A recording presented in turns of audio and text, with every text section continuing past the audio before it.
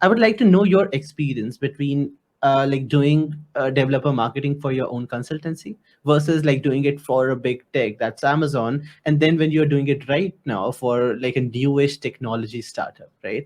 I would love to know the differences in terms of content, in terms of development strategies, whatever you want to elaborate about. I would love to know the experience there.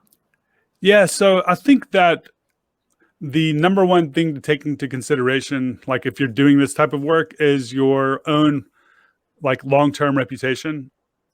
And that ultimately, you want to be advocating on, like they say the word developer advocate. I never really understood like what that even meant. But, when you really think about it, you should be advocating to help the developer become successful. And Hmm. that's kind of, to me, I think if I was going to like boil it down, like what does it even mean? Well, you're out there doing work to improve maybe developers' lives. So you want to make sure that everything that you're doing, you're being completely honest and you're being straightforward about it.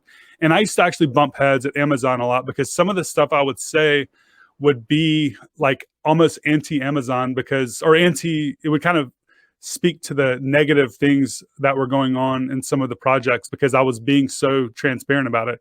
You can't just go out there and talk all of the good things. You have to be clear about the trade-offs. So it's more about the trade-offs than Right. speaking negatively, I would say. And I think that a Hmm. lot of companies make the mistake of thinking that they can only hype up the work that they're doing.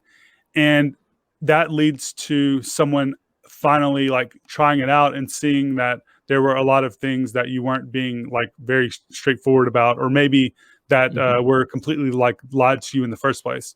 So I think like Right. the main strategy, if you're going to be doing work for yourself or for anyone, is to try to highlight those trade-offs and be very, very transparent about those when people ask you about those trade-offs. So if someone's like, should I use like X for this thing? You should, instead of saying yes, absolutely, and maybe the answer is yes, absolutely, and if that case, just say that. But if it's not, say, well, it would be great in these situations, but you also have to consider like this, and that. And Yeah. by the way, there are also these other options that are actually competing with what we're doing, but they're also offering their own. And then at the end of the day, you've kind of used your knowledge to help that person, and then they can make their decision versus you pushing your ideas on top of them. And I think that's the best strategy for creating content too. So when you're building something, you highlight the things that you can do with it, and you try to maybe be pretty transparent about the things that cannot be done, or the other options that are out there. Right, definitely. And I wanted to like extend this question towards like big teams versus small teams as well, right? For AWS or anything like that, you have a big team that is like one team is all handling the documentation and technical content over there, and they are really good at it, and they might have done their previous research work while doing that.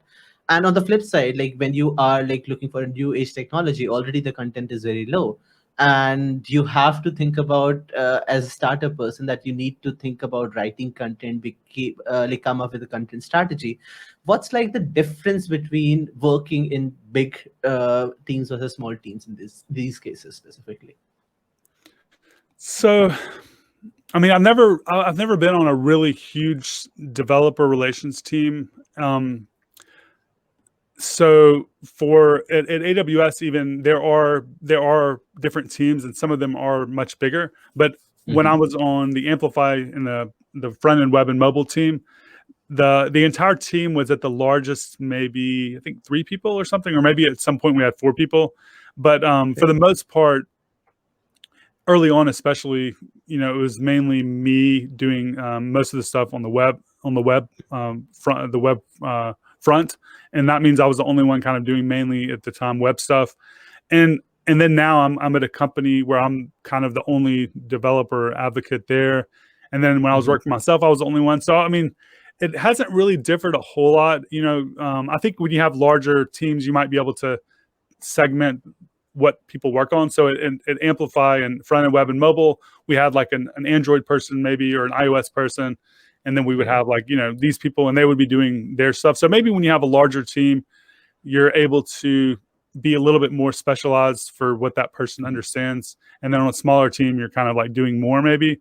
But Hmm. at the end of the day, like you just want to be out there finding the most impactful work that you can do and the most scalable work. So for instance, if you have a blog post that's going to help like 2,000 people, or if you have a blog post that's going to help like 100,000 people, you would often go for that more large scale piece of content, while often still trying once in a while to kind of niche down and help those other people as well. But you probably wouldn't focus as much on those things that don't scale as well.